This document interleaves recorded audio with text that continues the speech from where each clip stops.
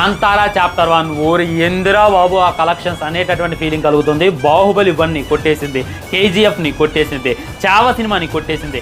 ఇంకా కొద్ది దూరంలోనే ఉందన్నమాట. ఇప్పటికీ సినిమా రిలీజ్ అయ్యి 13 రోజులు అవుతుంది. 13 రోజుల్లో 750 కోట్లు కొట్టి చూపించింది అనమాట.